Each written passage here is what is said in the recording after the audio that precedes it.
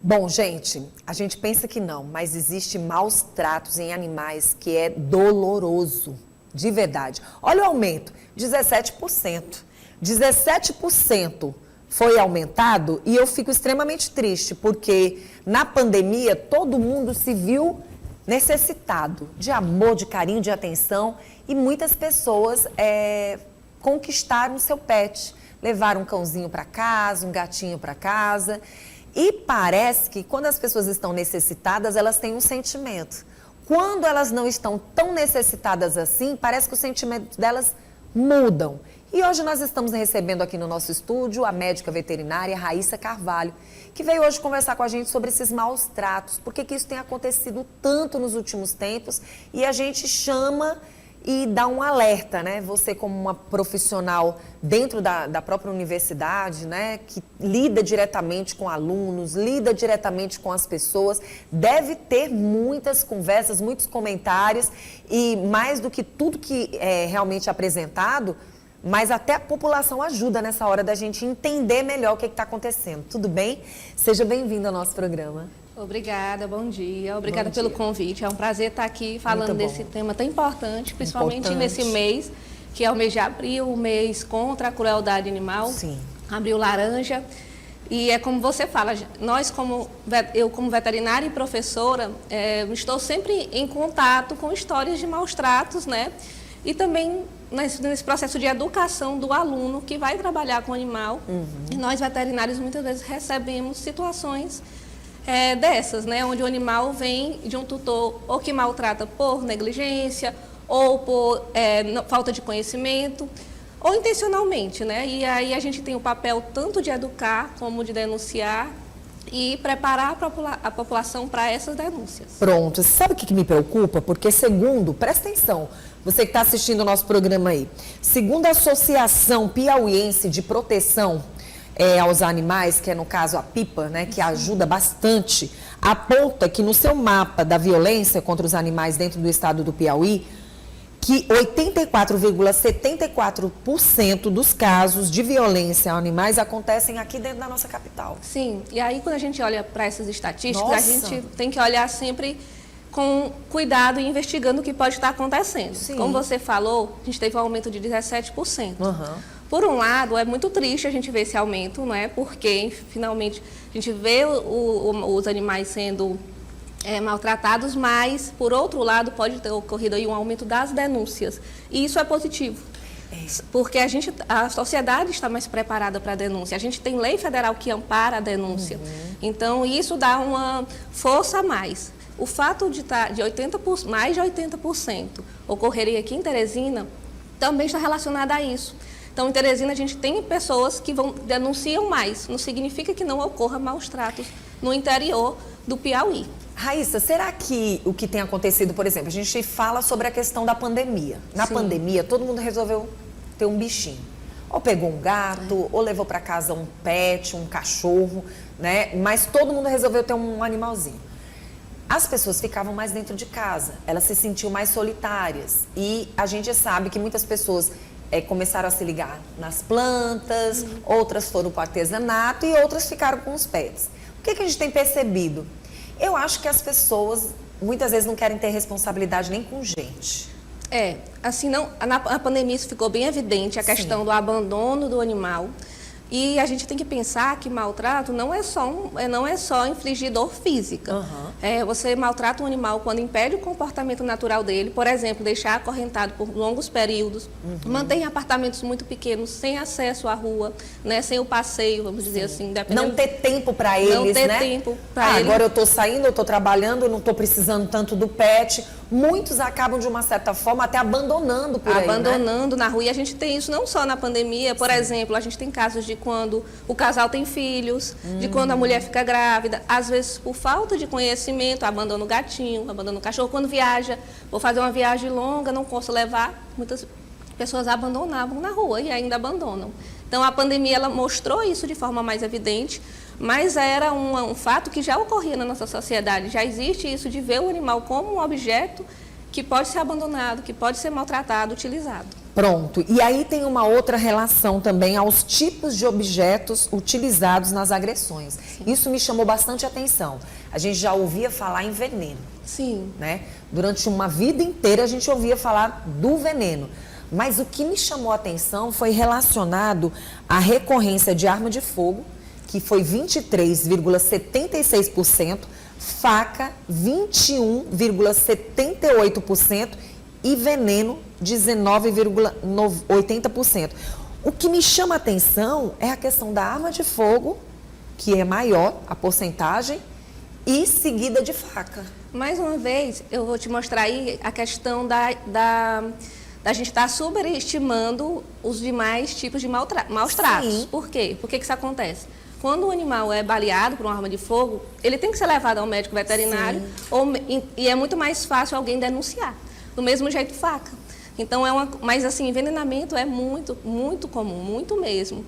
Só que a maioria dos animais envenenados, por exemplo, animais de rua, não é denunciado, né? Eles ficam ali, não tem tutor. Eles nem entram nas pesquisas, Não né? entram. Então, é isso que a gente vê muito. Então, por isso, essa alta aí em arma de fogo e em faca. Pois é, e aí a gente fica pensando, meu Deus do céu, aonde o ser humano está chegando com esse tipo de atitude? Um animal que não está ali fazendo mal nenhum, né? Um pet que está ali para ser seu amigo. Ou às vezes porque simplesmente você não quer aquele animal. Nossa, é muito difícil isso. E é uma questão cultural. Então, a educação e a conscientização é que vão mudar essa realidade. Como muitas coisas na nossa sociedade. A questão dos maus tratos ambientais e das pessoas que deram visibilidade a isso vem lá do período imperial.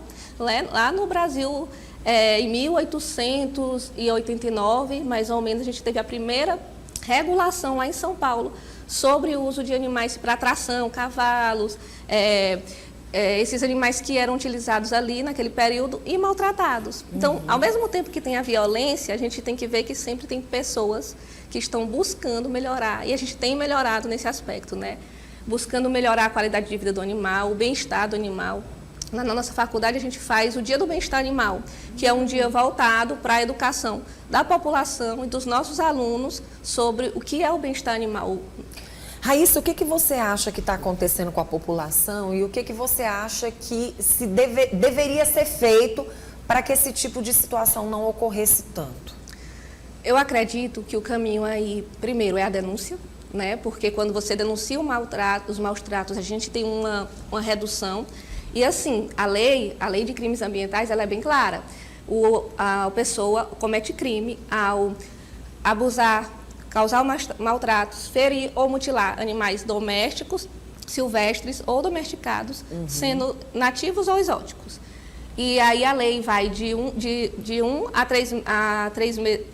3 meses a 1 ano de prisão para os animais, e se for cachorro e gato, pode variar de 2 a 5 anos de prisão, além de multa e perda do animal, né, da tutela do animal.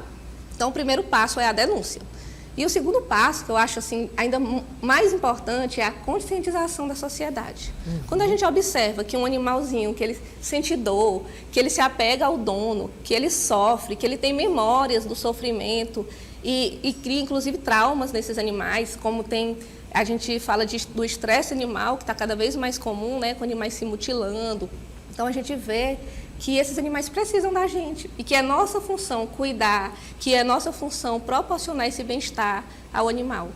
Pois é, e a gente chama a atenção da população. Se você não quer, doe para quem queira, né? Não deixe assim de qualquer jeito. No lugar de maltratar, o que você faz com o bicho, pior você faz com o ser humano. E existem muitas campanhas e a gente tem que pensar nisso. Exemplo, dar coelhinho da Páscoa na Páscoa para o filho.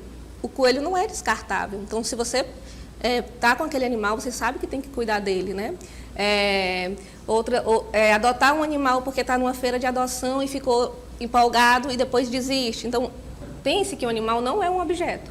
Você precisa pensar bastante, você precisa se conscientizar dos cuidados que ele vai precisar ter, do espaço que ele precisa, do tempo disponível para aquele animal.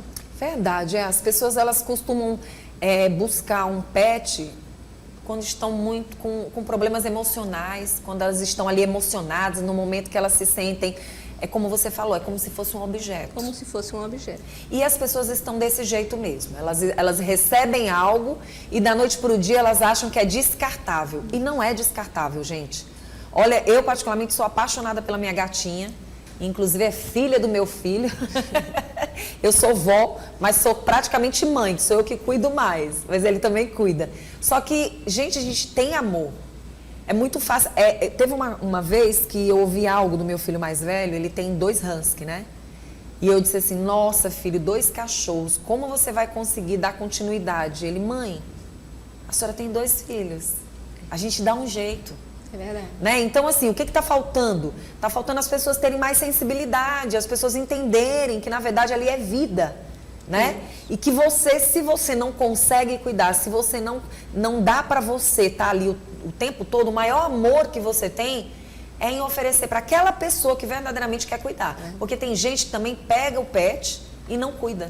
E é interessante que quem passa um pet para outra pessoa, observe, tem esse sentimento de observar, será que foi para a pessoa certa? A gente trouxe um rapaz um tempo desse aqui, não tá bem recente, que ele disse que quando ele tem a adoção dos gatinhos lá no cemitério da Vermelha. Sim. Quando ele vai passar os gatinhos, ele quer saber quem é a pessoa. Se a pessoa está pegando aquele gato realmente porque ela quer criar, porque ela tem sentimento. Ele vai analisar. Porque se for para tirar de lá do cemitério da Vermelha, onde ele está levando alimento, onde ele está indo lá, carinhar, conversar, dar atenção, só para dizer, tirei dali, não adianta. Se é para maltratar, não adianta você querer ter um pet, né? É o que a gente chama de posse responsável. Sim. Né? Quando você adota um pet, você precisa saber qual é o comportamento natural dele, precisa alimentar, precisa dar água suficiente, né? Outra coisa importante é a castração. Então, quando você adota um pet, você tem que castrar, porque aqueles filhotes que vão nascer ali, muitas vezes abandonam, porque nasceu o filhote, você não quer o filhote, né? Que é só o animal que já estava com você e não pode. Então, a posse responsável é isso, é prestar atendimento veterinário. Muita gente deixa de prestar atendimento veterinário, deixa o animal em sofrimento, porque é caro, mas quando você adquire um animal, você tem que pensar tudo isso, que você vai precisar ter disponibilidade de tempo e de recursos para aquele Verdade. pet. Ninguém é obrigado a ter um pet em casa, criar um animalzinho, simplesmente para dar satisfação para a sociedade. Nem faça isso. Faça melhor. Doe um saco de ração para aquela pessoa que tem amor pelos pets. Sim. Sabe? Ajude aquela pessoa a castrar os pets. Você vai estar dando amor do mesmo jeito. Às vezes você não quer cuidar, mas você pode ajudar. Ajudando é melhor do que muitas vezes cuidando. Por quê? É um outro tipo de cuidado. Você vai estar ajudando alguém que gosta de cuidar desses pets. E para quem gosta e não pode ter um pet, tem as organizações, né, que cuidam, os protetores de animais. Se você quiser visitar, passar o dia brincando com o animal é um ser social. Adotar a distância, né? Ele é um ser social. Inclusive, na Suíça, as pessoas só podem adotar 2 animais, 2 cachorros ou 2 gatos. Por quê? Porque eles entendem que é um ser social, que precisam de interação social. Interessante. E que, por isso, é garantir o bem-estar dele, garantir companhia. Pronto. Às vezes você pode adotar um gatinho, se você não pode estar o tempo todo visitando um cachorro, mas você pode ajudar de outras formas. Sim. Hoje está tão fácil, né? Você manda um Pix aí, compra a ração dele, o importante é que você faça. Não, olha, para criar não dá, eu não tenho casa. Eu acho muito legal quando as pessoas têm consciência, sabe, Raíssa? Eu acho mais interessante aquela pessoa que diz assim, não, eu não tenho um pet em casa porque eu não tenho condições de cuidar. Eu não tenho condições de criar. Não dá certo para mim. Aí, às vezes, as pessoas dizem assim, nossa, você não tem um pet, você não tem um gatinho, não tem um cachorro para cuidar. Mas a gente está falando de cuidados. Se a pessoa não tem condições de cuidar, ela vai criar um pet só para dar satisfação para a sociedade. Eu acho que tem muita gente dando satisfação para a sociedade fazendo de menos. Muitas vezes eu sou questionada, porque eu sou veterinária e eu não tenho nenhum pet em casa. Mas eu digo, eu saio de manhã, volto de noite, tenho 2 crianças, então, para eu não conseguir dar atenção para aquele animal, eu não vou fazer o meu papel. Mas esse é o verdadeiro amor, Raíssa. Exatamente. Você então tá a gente amando. tem que... O amor tá aí, você não precisa ter um bichinho para você mostrar que ama, não. Você precisa analisar se você tem condições de ter aquele bichinho. Se você não tem condições, você ama de outras formas. Exatamente. Não é verdade, Raíssa? Exatamente. Então, a gente lembra hoje, então, que a gente tem que diminuir essa questão da violência. Se isso está acontecendo é porque tem muita gente criando satisfação.